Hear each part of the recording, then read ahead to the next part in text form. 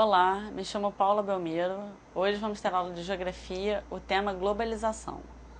Bom, ao final dessa aula você saberá o que é a globalização e como aconteceu esse processo. O que a gente precisa saber para entender globalização? Primeiro a gente vai falar de primeira, segunda e terceira revolução industrial, o que foi isso? Mundo bipolar, uma nova ordem surge, capitalismo versus socialismo, e após isso, após a Segunda Guerra, 1970 mais ou menos, surge uma nova ordem mundial, que é o capitalismo financeiro, o mundo globalizado.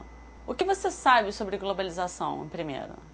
Então a gente vai falar sobre a evolução do capitalismo. Tá? Capitalismo comercial, o mercantilismo. Foi século XVI ao século XIX, 1850 mais ou menos. Começou com a expansão marítima europeia, acumulação primitiva do capital e troca de mercadorias. E aí a gente vai ver logo a seguir um esquema falando sobre esse capitalismo. Tá? Bom, então a gente passa logo após o capitalismo comercial para o capitalismo industrial. O que foi isso?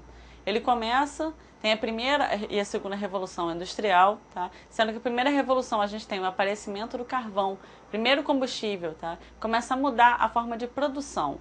Então a gente tem a primeira divisão internacional do trabalho, a gente chama de primeira DIT, tá? É uma sigla que eu vou falar várias vezes, a gente vai acompanhar diversas vezes aqui. Após isso a gente tem, na segunda revolução industrial, o aparecimento do petróleo, um novo combustível que faz uma nova forma de produzir. Com isso você surge a indústria elétrica e química. Tá?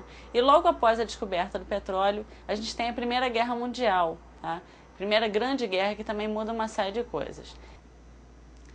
Bom, então a gente está falando do capitalismo financeiro, que é a última etapa do capitalismo. Tá? Ele vem também com a terceira revolução industrial, que é chamada, e aí você tem o aparecimento da energia nuclear como nova forma de produção, surgimento da informática, da cibernética, da robótica.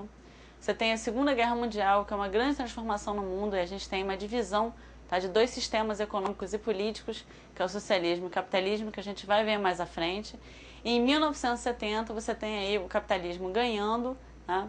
E você tem a implantação da terceira DIT. Tá? E a gente vai ver logo após um esquema falando sobre o capitalismo industrial e logo após o capitalismo financeiro. Ok? Olá, me chamo Paula Belmiro. Desculpa. Capitalismo financeiro. Então ele vem